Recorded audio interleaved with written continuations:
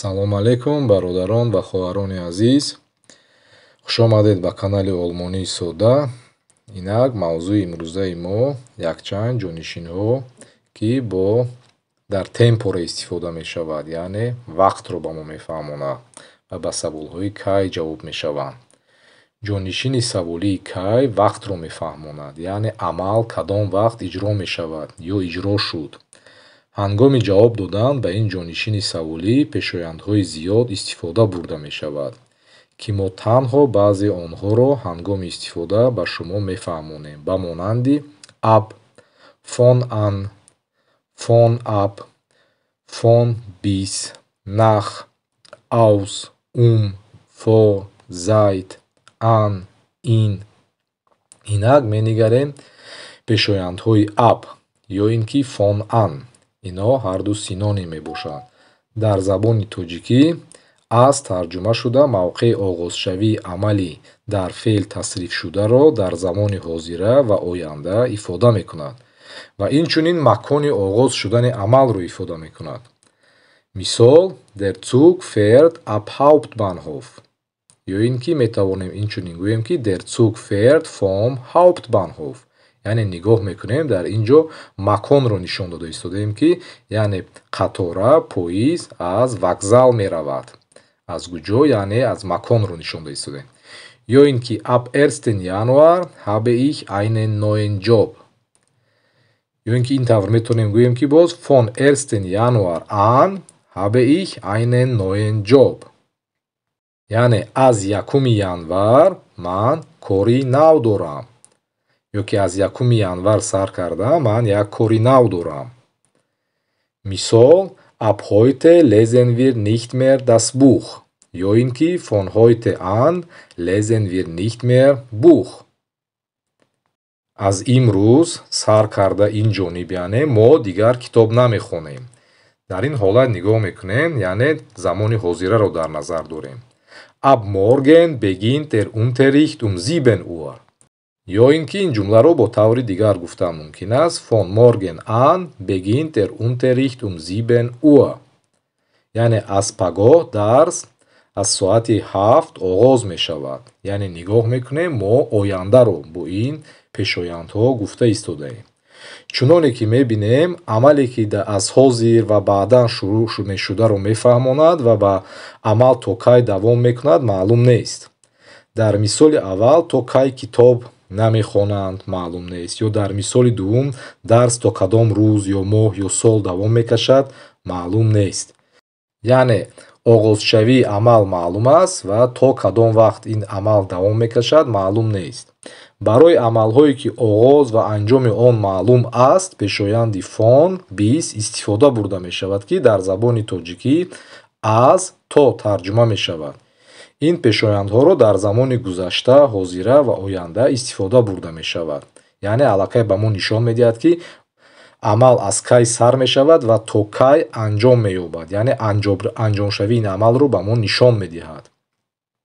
яъне аз рӯзи душанбе то ҷумъа дарсҳо то соати 12:00 давом меёбанд. Von Montag bis Freitag dauern die Unterrichten bis 12 Uhr. яъне саршавии амал дар ин ҷо гуфта шудааст ва анҷомёбӣ яъне то рӯзи ҷумъа. яъне чӣ гунае ки гуфта будем, бо ин пешояндҳо мо метавонем амали даргузашта, ҳозира ва ояндаро иброз кунем. мисол: аз соли 1939 то соли 1945 ҷанги дуюми ҷаҳон давом ёфт. яъне амал даргузашта сар шудаасту ва даргузашта тамом шудааст. яъне саршавӣ ва анҷомёбии амал нишон дода шудааст ки аз соли 39 то соли 45. Von 1939 bis 1945 hat den Zweiten Weltkrieg gedauert. аз имрӯз то пагоҳ борон меборад. Von heute bis morgen wird es regnen. яъне нигоҳ мекунем аз ҳозир то пагоҳ, яъне саршавӣ ва анҷомёбӣ маълум аст. аз пагоҳ то охири моҳ ман танҳо вазифаи хонагӣ мекунам. яъне аз ояндаро дар назар дорем, аммо анҷомёбии амал низ маълум аст.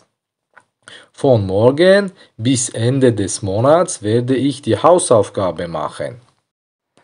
барои амалҳое ки дар гузашта оғоз шудаанд ва анҷомёбии амал маълум нест, мо пешоянди зайдро истифода мебарем, ки дар забони тоҷикӣ низ аз тарҷума мешавад.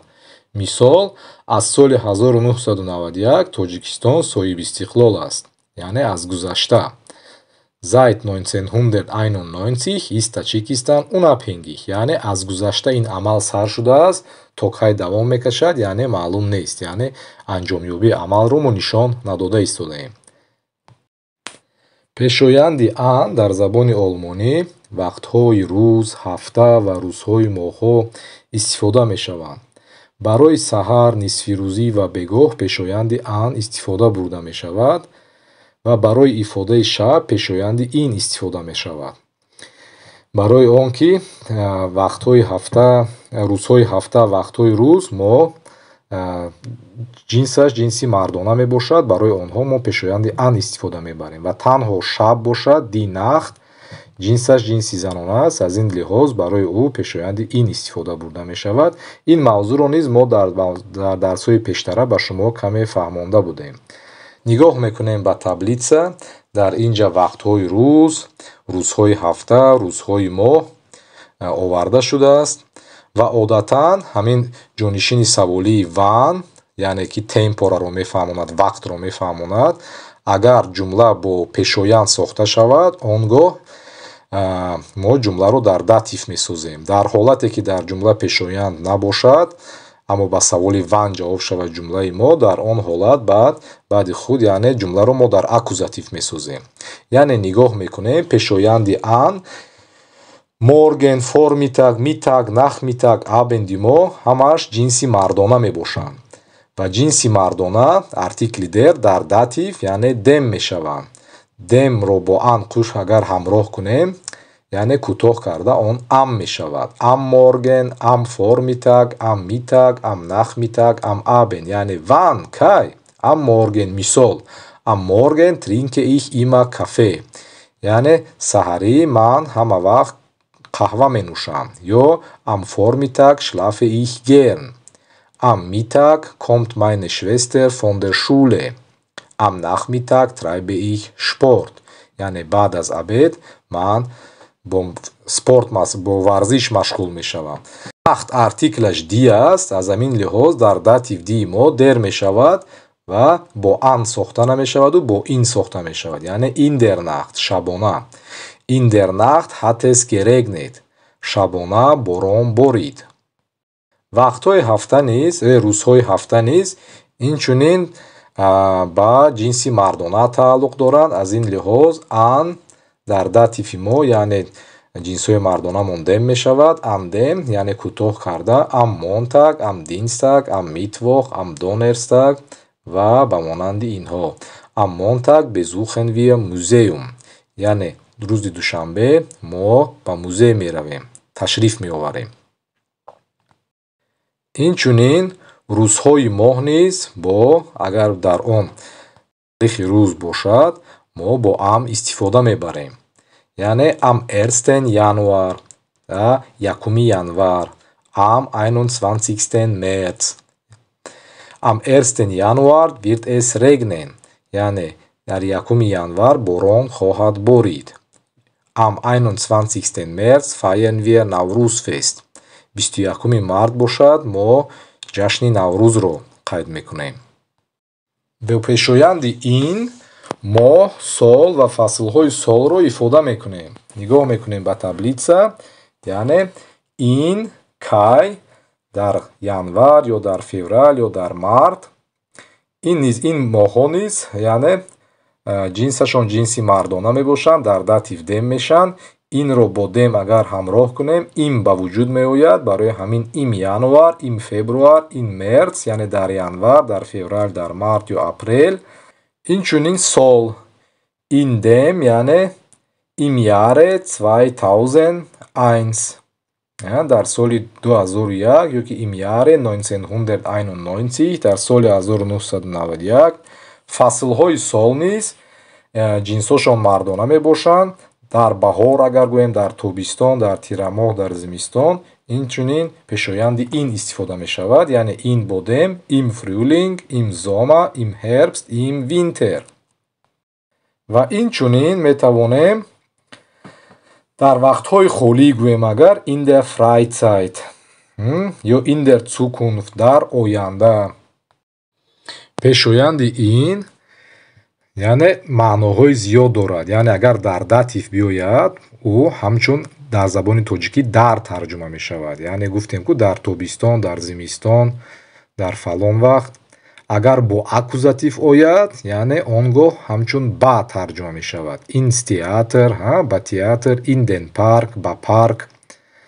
Инчунин маънои баъдро низ дар забони тоҷикӣ ифода мекунад ва танҳо вақтро метавонад ифода кунад. Мисол: баъди 1 дақиқа, баъди 1 соат ё рӯз, ҳафта, моҳ, сол ва ғайра. Мисол мегирем: in einer Stunde, баъди 1 соат, ё ки in einem Jahr, баъди 1 сол, in einer Woche, баъди 1 ҳафта, in einem Monat, баъди 1 моҳ ва монанди инҳо. Яъне ин агар дар вақт ояд, баъдро тарҷума ба ҳамчун баъд тарҷума мешавад. Агар вақти гуфтаи мо дар замони гузашта бошад, мо он гоҳ пешоянди нахро истифода мебарем. Мисол: Фирдавсӣ соли 1021 шоҳномаро навишт ва баъд аз 5 рӯз ё 5 ҳафта ё моҳ сол аз олам даргузашт. Фирдавсӣ hatte Shahnameh im Jahre 1021 geschrieben und starb nach 5 Tagen oder Wochen, Monaten und so weiter.